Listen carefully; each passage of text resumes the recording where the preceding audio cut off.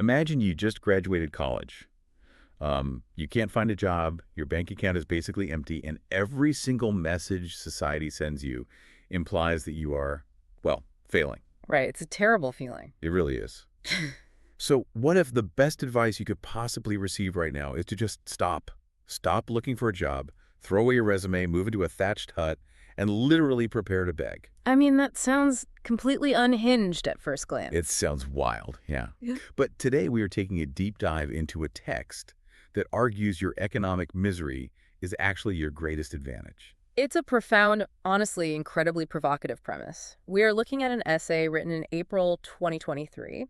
It's by an author named Zhou Feng, and it's titled The Splendid Path of Unemployed College Students. Quite the title. Yeah, and it operates on a completely different wavelength than anything you will ever hear from, a career counselor or a life coach. It responds to modern economic anxiety with this sort of philosophical absolute zero. Exactly. So the mission for our deep dive today is to explore this highly unconventional radical survival guide. Like, this isn't about gaming the LinkedIn algorithm or discovering your next side hustle. It's definitely... No, it is an anti-hustle, almost monk-like philosophy that flips standard career advice entirely on its head. Mm-hmm. And the opening line alone really sets this paradoxical vibe. Yeah, I love that opening line. The author writes, happiness. Misery lurks beneath it. Misery. Happiness is to be found by its side. Which, makes you ask, how does misery equal a bright future for an unemployed 22-year-old? Right. And to understand that, we really have to look at how the author immediately reorients the reader's perspective on blame. Blame is a big one. Huge. The very first thing this text does is address that unemployed graduate who is, sitting in their childhood bedroom feeling this crushing weight of their own perceived inadequacy, and it offers total absolution. Wow. Total absolution. Yeah, it explicitly states that the situation is not their fault. And it goes aggressively broad with that absolution, too. I mean, it tells the reader, hey, it's not your parents' fault either. It's not the fault of your school teachers or your university professors that you can't find a job. Right. No finger pointing at the immediate circle. Exactly. The author places the blame entirely on a concept they call the fault of the times. Which is such a profound shift in perspective. Culturally, we are deeply conditioned to internalize all our professional failures. Oh, totally. We live in a society that preaches meritocracy, right? Which carries this really dark flip side. If your success is entirely your own doing, then your failure must be entirely your own moral failing. Right. You start thinking, oh, I didn't network enough. Or my interview skills are just lacking. I need to wake up at 5 a.m. Exactly. But Xu Feng argues the exact opposite.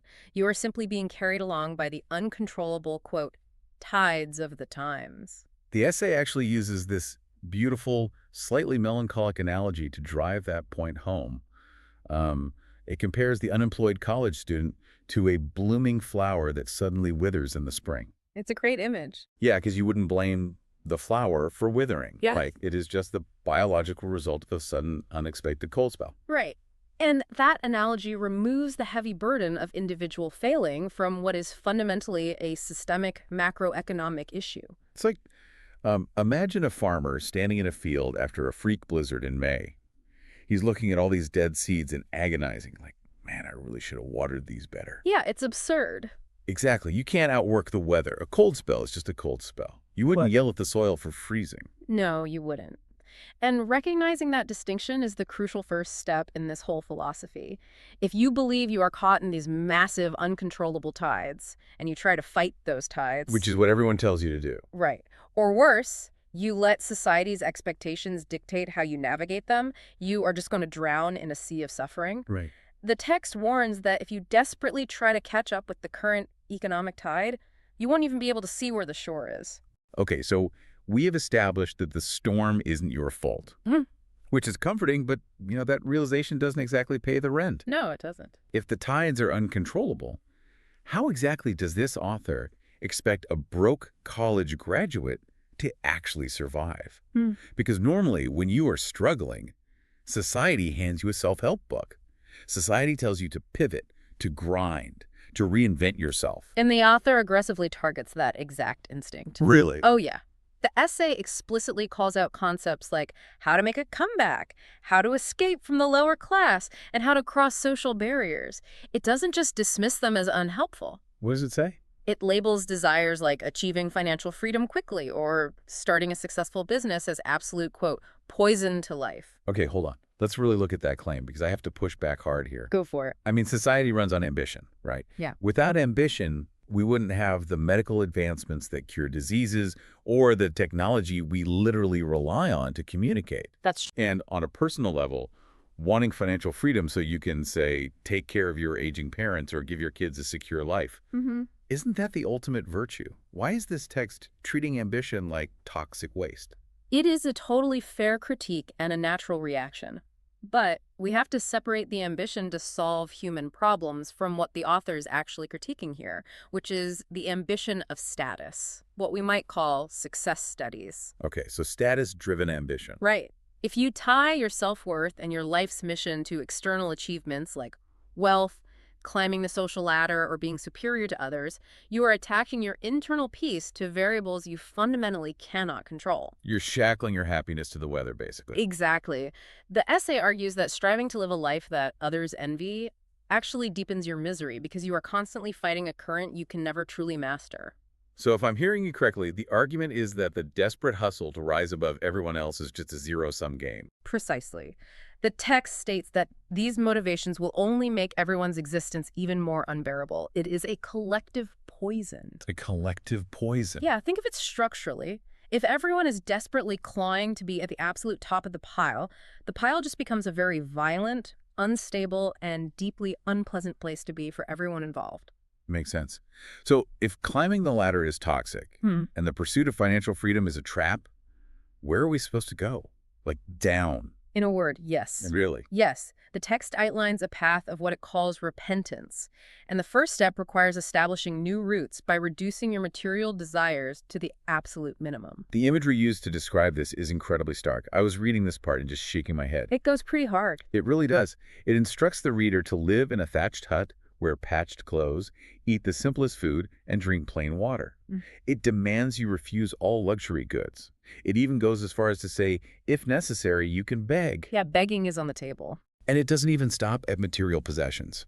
The text explicitly advises against pursuing romantic relationships, getting married, or starting a family. It strips everything away. I have to be honest, this sounds less like a splendid path and more like romanticizing extreme poverty. Like, how can the author seriously suggest this to someone carrying $50,000 in student loan debt?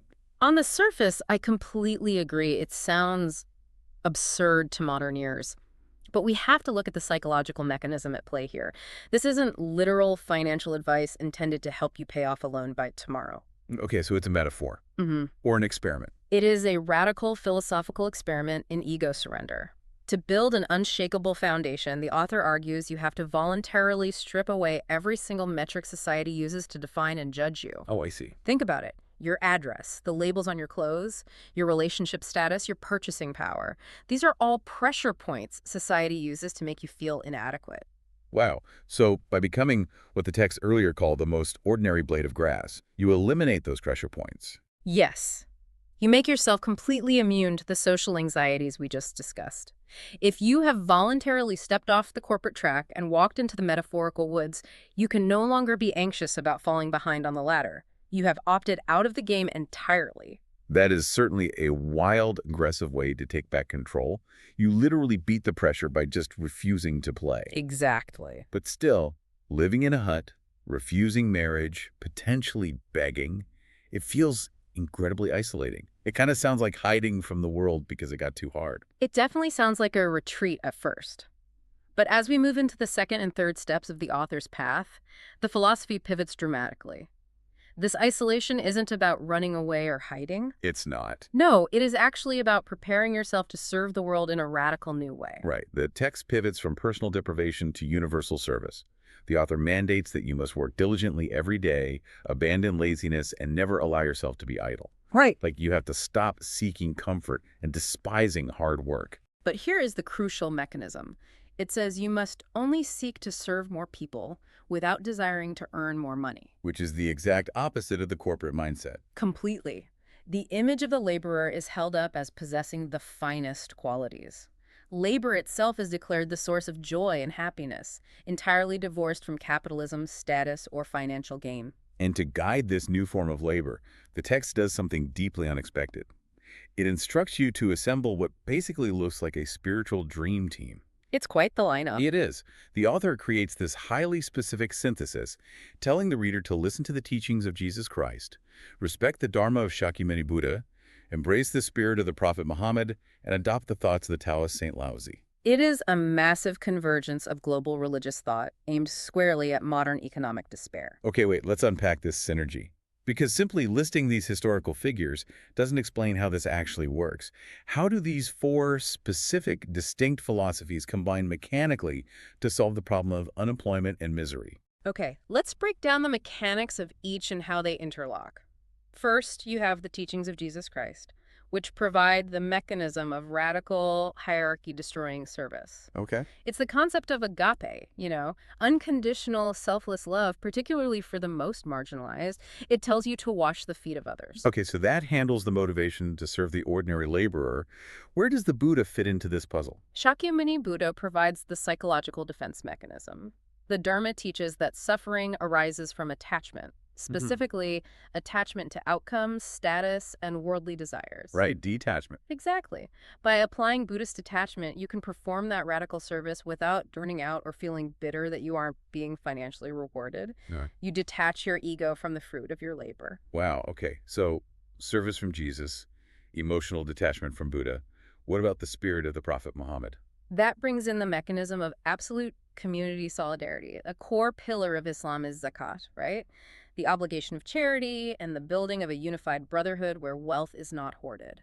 It's circulated. Yes, it is circulated to ensure no one in the community falls through the cracks. It shifts the focus from the isolated individual to the collective survival of the entire group. And finally, we have Laozi and the Tao. Laozi introduces the mechanism of wu wei, or effortless action. It teaches you to move with the natural flow of the universe rather than forcing your own rigid plans upon it.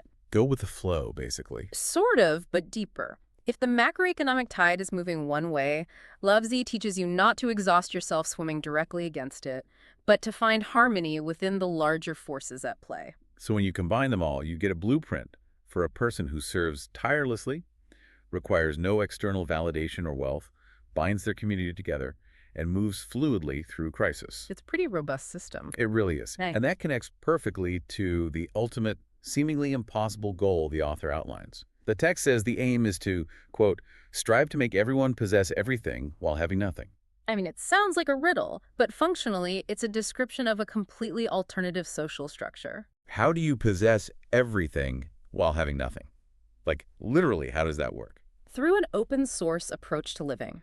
If you dedicate yourself to providing everyone with a means of livelihood, and everyone else in your community operates on that same principle of selfless labor and shared resources, you have nothing in the private material sense. Right, you don't own the car or the house. Exactly. You don't have a private bank account or a deed to a mansion, but you possess everything because you have unconditional access to the collective abundance generated by the community.